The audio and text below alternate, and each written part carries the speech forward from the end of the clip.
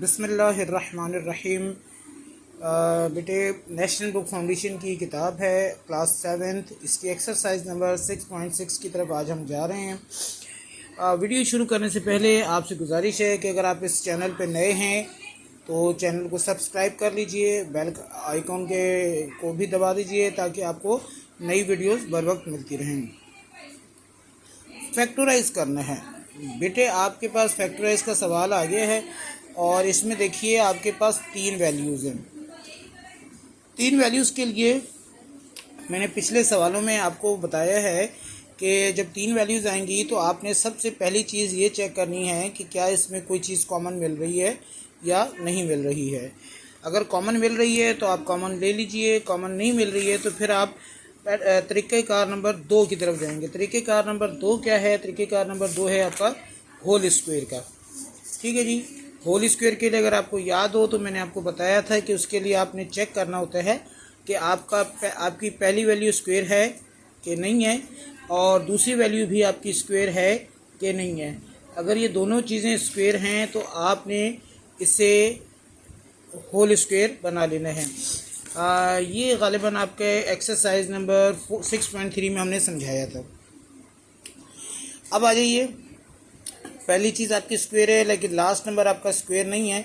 अब 3 वैल्यूज़ में आपके पास तीसरा फार्मूला आ जाता है जिसे हम कहते हैं, या तीसरा तरीक़ेकार आ जाता है जिसे हम कहते हैं मिड ब्रेक। अब इसमें करना क्या होता है इसको हम समझते हैं, और ये एक्सरसाइज इसलिए ज़रूरी है कि ये आपके 8th क्लास में भी है, 9th क्लास का एक इम्पॉर्टेंट चैप्टर, 9th क्लास की एक इम्पॉर्टेंट एक्सरसाइज है और ये चीज़ आपके मुसलसल 10th क्लास तक आपको साथ देगी। आ जाएँ हम ज़रा इसको देखते हैं।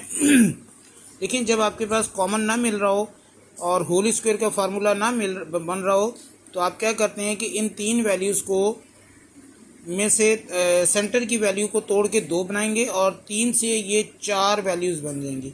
लेकिन इसका तरीक़ेकार क्या है कि आप पहली और आखिरी वैल्यू को कर लेते हैं मल्टीप्लाई। 8x² हो गया।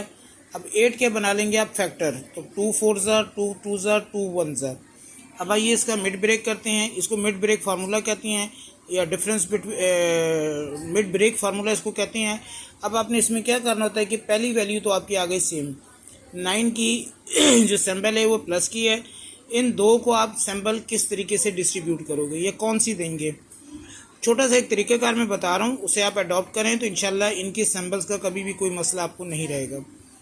पहली value multiply second value, plus और ये प्लस प्लस रहेगा, पहली वैल्यू का सिंबल प्लस होगा। फिर centre value multiply last value, plus और प्लस फिर प्लस रहेगा। नेक्स्ट वैल्यू की भी सिंबल प्लस रहेगी और 8 जैसा है वैसे का वैसा आ जाएगा। अगर दोनों सिंबल सेम हैं तो इसका मतलब है इन दोनों को मिलाकर, जोड़कर, जमा करके, ऐड करके आपने 9 बनाना है या सेंटर की वैल्यू का टोटल पूरा करना है। आपके पास 2 और 2 2 2 4 हो गया, 4 और 2 6 होता है। इससे आपका टोटल पूरा नहीं हो रहा तो हम क्या करते हैं 2 2 4 2 8 एक तरफ कर लेंगे और 1 को आप एक तरफ कर लोगे। तो आपने 8x एक वैल्यू बनाई, 1x आपकी दूसरी वैल्यू बन गई। अब ये 4 वैल्यूज़ हो गई और 4 वैल्यूज़ वाला मैं आपको पीछे एक्सरसाइज समझा चुका हूँ। 2 के आपने 2 पेयर कर लेने हैं। पहले पेयर में आपको x कॉमन मिल गया और x + 8 बकाया रह गया। तीसरी सिंबल एज इट इज़ आ जाएगी। यहाँ आपके पास कुछ भी कॉमन नहीं बन रहा इसलिए आपने 1 दिया और बकाया फिर x plus and plus plus, चौथे को तीसरी सिंबल से मल्टीप्लाई करना है एंड देन 8 आ जाएगा। x + 8 कॉमन हो गया, x + 1 बकाया रह गया और ये आपका पहला सवाल हो गया। दूसरे सवाल में देखिए आपके पास वैल्यूज़ आपके सेम हैं लेकिन सेंटर वैल्यू जो है ये आपके पास माइनस के बजाय प्लस कर रहा है। तो आपके पास जाहिर है कि चीज़ वही हो जाएगी, 8 और 8 एंड 1 9 आपने करना है। ये प्लस और ये माइनस आपके पास माइनस होगा, माइनस प्लस माइनस। अब -8 -1 -9 बन जाएगा। बाकी चीज़ आपकी सेम इट इज़ रहेगी। सिर्फ एक चीज़ आप और देख लीजिएगा, x आपने कॉमन लिया, x -8 हो गया, माइनस कोई चीज़ कॉमन नहीं तो आपने 1 ले लिया, x का x आ गया, प्लस माइनस आपका माइनस हो गया एंड 8 का 8। तो x -8 एक ब्रैकेट, x -1 ये आपके पास दूसरी ब्रैकेट हो जाएगी। अब आपके पास सिंबल्स मज़ीद चेंज हो रही हैं। इसके चेंज होने से क्या फ़र्क पड़ेगा? अब देखिएगा, कॉमन कोई चीज़ नहीं है, इस होल स्क्वायर का फार्मूला नहीं बन रहा है, तो आपने क्या करा, पहले और आखिरी नंबर को कर लिया मल्टीप्लाई, आपके पास आ गया 6। 2 3 ज़ा 3 1 ज़ा, ये फैक्टर आपके आ गए। एक्स स्क्वायर का एक्स स्क्वायर रहेगा, plus minus minus minus minus plus. अब एक माइनस का है, एक प्लस का है, तो इसका मतलब है कि जो पहला नंबर है ये हमेशा आप बड़ा नंबर लेंगे, सेकंड नंबर हमेशा आप छोटा लेंगे। तो बड़े नंबर में से छोटे नंबर को निकाल कर सबट्रैक्ट करके आपके पास डिफरेंस जो बचना चाहिए वो 5 बचना चाहिए।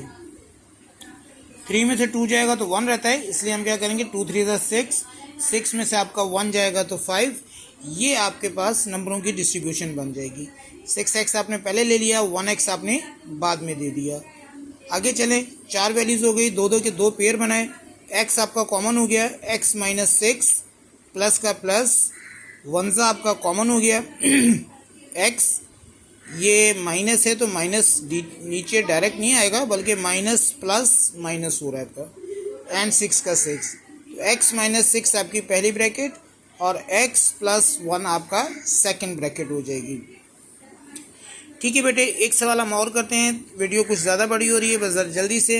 आपके पास x square minus 12x plus 35, common कुछ नहीं है, x तो स्क्वेयर है, 35 स्क्वेयर नहीं है, मिड ब्रेक करना है। 35 के आपने फैक्टर बना लिए, फिर प्लस माइनस आपने ये माइनस करा, माइनस प्लस ये माइनस करा, अब दोनों डिजिट आपके माइनस के हैं, तो इसका मतलब है इसको इकट्ठा करके जोड़ के सम करके आपने 12 बनाना है। 7 5 ज़ा 35 होता है, बड़ा नंबर आप पहले ले लीजिए, छोटा नंबर आप बाद में लेंगे, हमेशा के लिए याद रखिएगा यही तरीक़ेकार चलेगा।